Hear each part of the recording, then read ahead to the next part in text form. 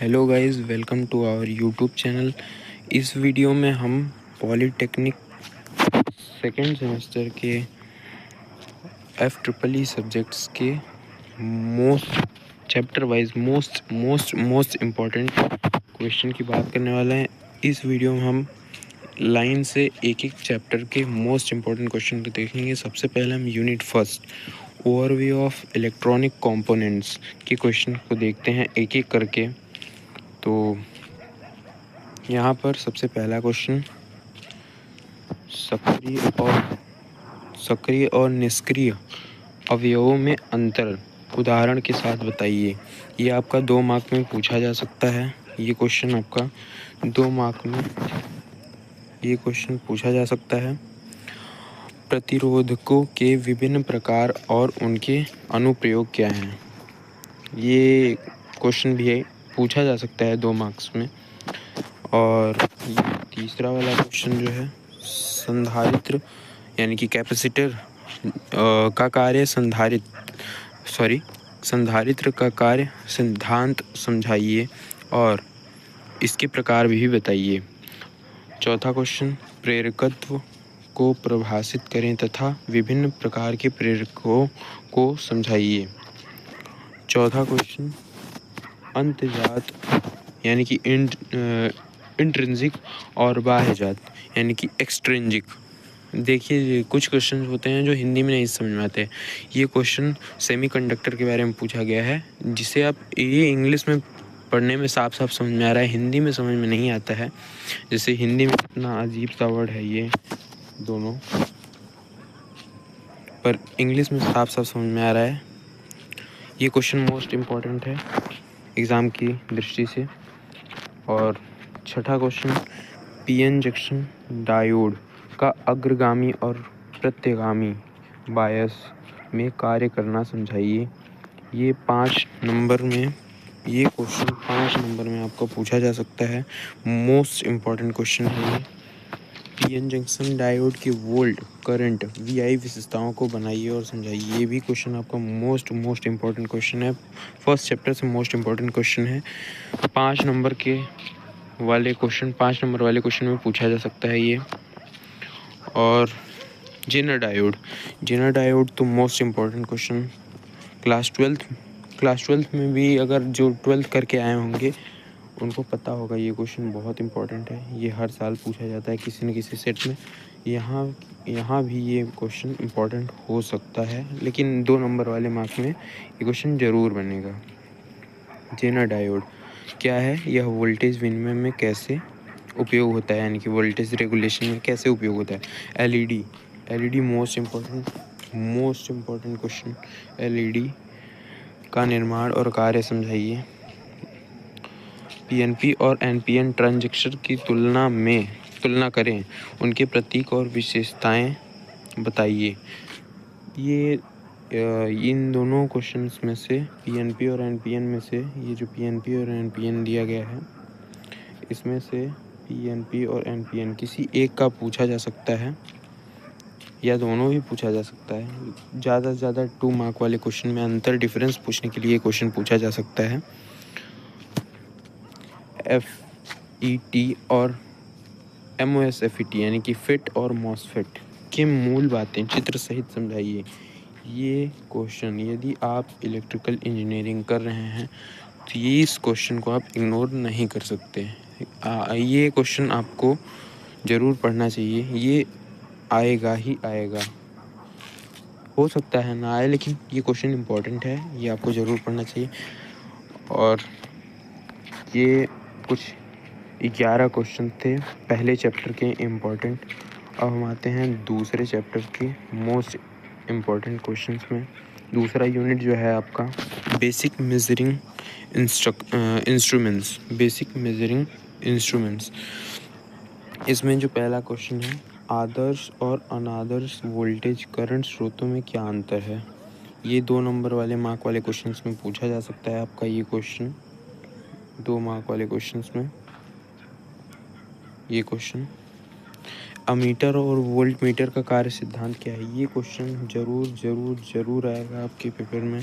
2 mark वाले questions में पूछा जा सकता है।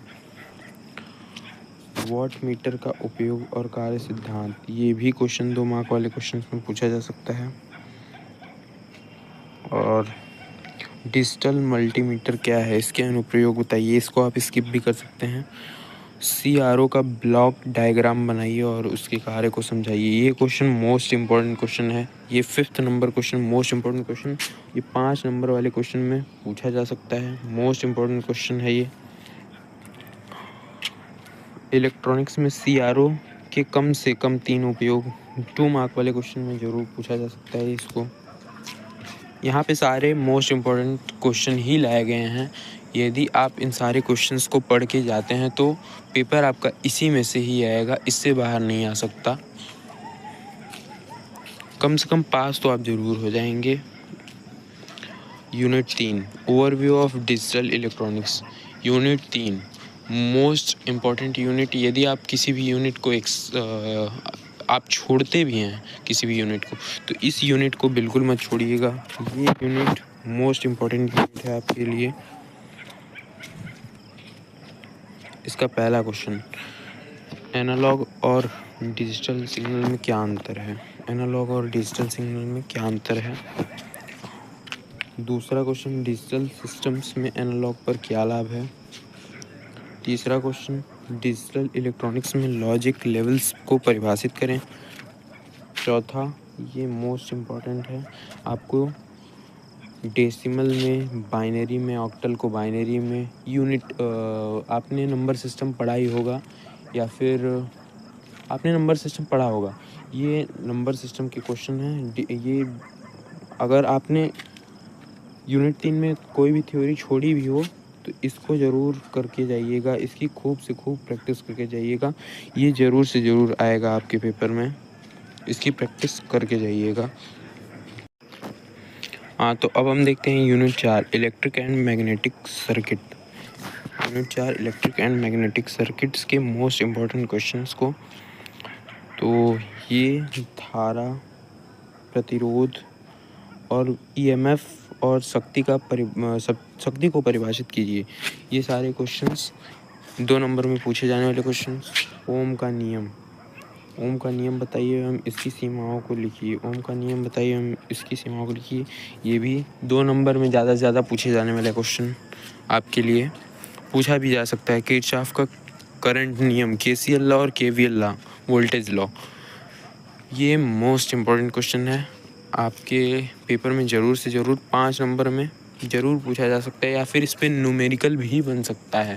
न्यूमेरिकल ज़रूर से ज़रूर बन सकता है। जहाँ तक है, चुंबकीय फ्लक्स और पारगम्यता और हिस्टैरिसीस को परिभाषित कीजिए। 2 नंबर में क्वेश्चन पूछा जा सकता है। BH कर्व बनाइए और उसे समझाइए। 5 नंबर में मोस्ट इम्पॉर्टेंट क्वेश्चन पेपर में बनने वाला मोस्ट इम्पॉर्टेंट क्वेश्चन इस चैप्टर से, इसे आप स्किप नहीं कर सकते। यदि आप इलेक्ट्रिकल इंजीनियरिंग कर रहे हैं और आप इलेक्ट्रिकल इंजीनियरिंग कर रहे हैं, आप इलेक्ट्रिकल इंजीनियर बनना चाहते हैं, आपने यही ब्रांच चूज़ किया है, तो आप फैराडे के विद्युत चुम्बकीय प्रेरण के नियम को स्किप नहीं कर सकते। आप FEEE पढ़ रहे हैं तो आपको ये क्वेश्चन ज़रूर पढ़ना चाहिए, आपको ये क्वेश्चन ज़रूर पढ़ना चाहिए। इसके बिना तो चैप्टर अधूरा है। और ये ज़रूर आएगा क्वेश्चन, विद्युत परिपथ और चुंबकीय परिपथ के बीच समानता को समझाइए। अंतर स्पष्ट करने के लिए 2 नंबर का क्वेश्चन पूछा जा सकता है, लेकिन आपके एग्ज़ाम पैटर्न के हिसाब से 5-5 नंबर वाले ज़्यादा प्रश्न आएंगे, तो आप इस पर ज़्यादा फोकस कीजिए, 5 नंबर वाले प्रश्न पे। अब हम देखते हैं यूनिट 5 के AC circuit. Unit 5 AC circuit के मोस्ट इम्पॉर्टेंट क्वेश्चंस के ये जो यूनिट है, इसमें मैक्सिमम न्यूमेरिकल्स। ये यूनिट अगर आप पढ़ रहे हैं, अगर आप न्यूमेरिकल लगाने वाले बच्चे हैं, आपको न्यूमेरिकल ज़्यादा पसंद है, तो आपको ये यूनिट प्रेफर करना चाहिए। यूनिट 2 और यूनिट 3 के बाद आप अगर कोई यूनिट छोड़ नहीं सकते, तो आपको ये यूनिट ज़रूर पढ़ना चाहिए। इसमें भर के न्यूमेरिकल आपको मिलेंगे। AC वेव फॉर्म में एक चक्र आवृत्ति और आवर्ती समय को परिभाषित कीजिए। ये क्वेश्चन, पहला क्वेश्चन।